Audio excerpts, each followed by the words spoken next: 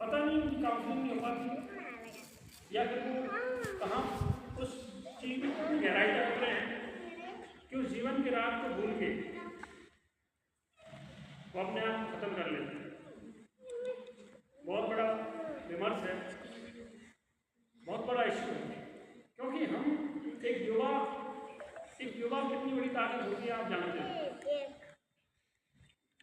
आज हम अगर किसी एक युवा का उदाहरण लें, माना कि हमने विवेकानंद जी का उदाहरण ले लिया, सिर्फ एक युवा, वो युवा उनकी जो उम्र थी जब वो अपने अंतिम समय में थे, इंतकाल हुआ उनका, तो 39 ईयर्स ओल्ड थे, 39 साल, है ना, कोई ज़्यादा उम्र नहीं। लेकिन आज पूरा विश्व इस नाम को जानता है।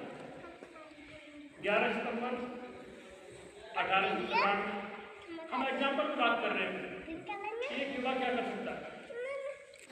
1893 के आसपास का समय है, भारत गुलाम है अंग्रेजों को, औपनिवेशिक शासन है भारत में। उस देश के अंदर गुलाम की कोई संस्कृति होती नहीं है, गुलाम की कोई भाषा, संस्कृति, कल्चर, उसको कोई रेस्पेक्ट नहीं दिया जाता। अगर इस प्रकार से रेस्पेक्ट दिया जाता तो कभी अंग्रेज ये नहीं लिखते कि यहाँ कुत्तों का भारतीयों का आना बना है, क्योंकि वो हमारी भारतीय संस्कृति को पास नहीं था। जब भारतीय ज्ञान, भारतीय परंपराएं, बौद्ध धर्म की संस्कृति, उन सारी चीज़ों को दबाया बिल्कुल कुचला गया।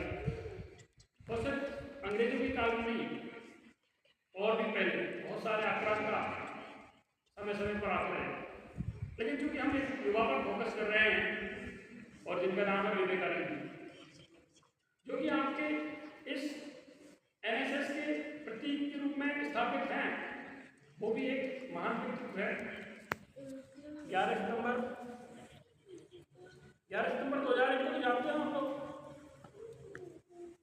कोई जानता है 11 सितंबर 2001 को क्या हुआ था? Anybody knows? कोई बात नहीं। 11 सितंबर 1893 को तो पता ही नहीं होगा फिर आपको।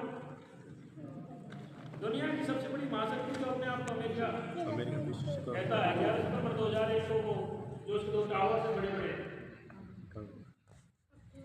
उन पर हमला हुआ और वो धराशायी हो गए, बहुत सारे लोग मारे गए। वो 11 सितंबर 2001 को डेट थी, 11 सितंबर 2001। उसी अमेरिका में शिकागो शहर में 11 सितंबर 1893 को विश्व धर्म संसद का आयोजन होता है। विश्व धर्म संसद, भारत गुलाम।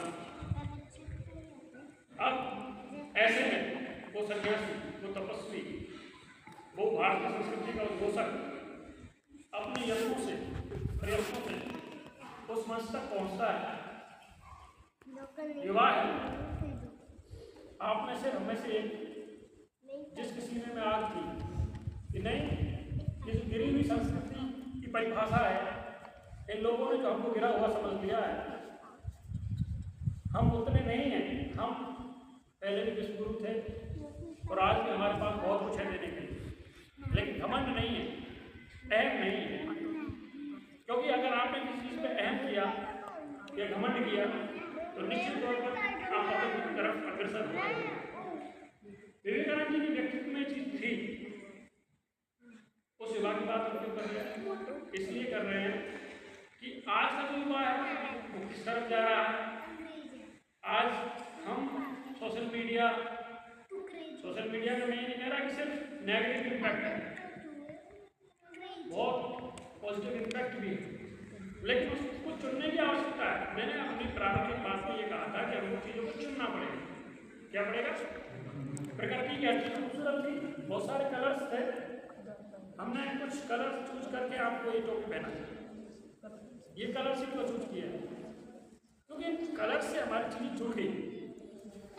हालांकि हर चीज़ खूबसूरत, लेकिन हमने हमारे जो भाव है उनको व्यक्त करने के लिए उनका सहारा लिया।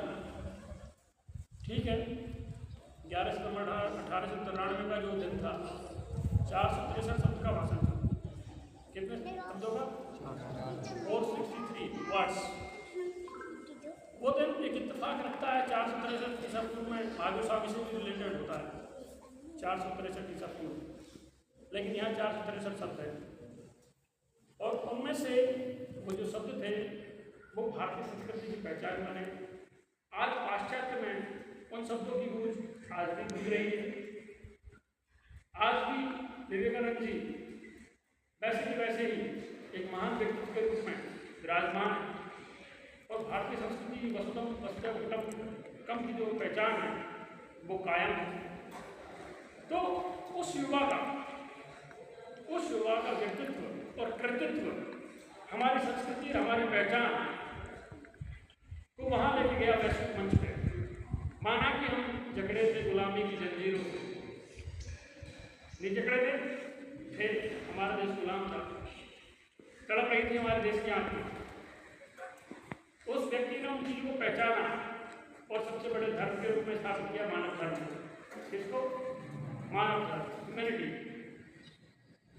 जो दरिद्र हैं, पतित हैं, पीड़ित हैं, उन लोगों के लिए काम करने के लिए लोगों को कहा। वो शास्त्रार्थ में पसंद नहीं था कि मैं किसी विद्वान से शास्त्रार्थ करूं, मुझे पहले जाकर किसी अकाल पीड़ित की मदद करनी है, किसी भूखे का पेट भरना है। ऐसे युवा जिनका दिल वास्तव में भारत की आत्मा को देखता था कि हमारी जो आत्मा है पतित पीड़ित, उसका उत्थान करने की आवश्यकता है। तो क्या आज की युवा की जिम्मेदारी खत्म होगी? क्या सामाजिक परिवर्तन या सामाजिक उत्थान